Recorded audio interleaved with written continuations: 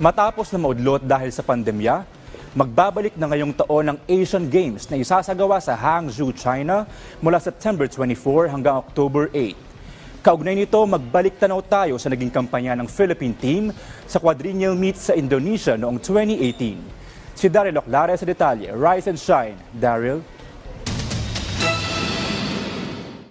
4 na gold, 2 silver at 15 bronze. Kabuang 21 medalya ang naiuwi ng Philippine team sa 2018 Asian Games na ginanap sa Jakarta at Palembang, Indonesia. Pinangunahan ng kalaunay magiging first Filipina Olympic gold medalist na si Heidelin Diaz-Naranjo ang kampanya ng national squad matapos niyang makuha ang buena manong ginto ng bansa sa weightlifting.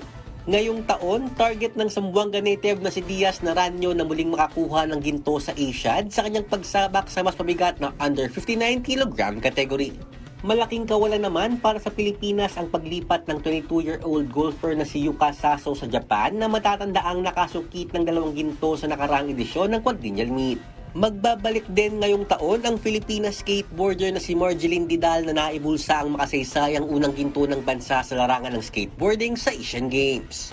Kumpara naman sa 272 na atletang naglaro sa 31 sports noong 2018, kinumpirma naman ni Philippine Olympic Committee President Abraham Bambol Tolentino sa Philippine Sports Writers Association Forum nitong Mayo na halos 400 atleta ang magiging kinatawa ng bansa sa Hangzhou, China na layong basagin ang medal output ng Pilipinas sa Indonesia. Sigurado malalampasan natin yun. Ayoko pang sabihin yun. Sigurado malalampasan natin yun. 2 tao lang katapat nun. Pinakatago ka pang weightlifting, pinakatago ka pang boxing, pinakatago ka pang mag-iiba na yung timpla ng wrestling, judo, and others.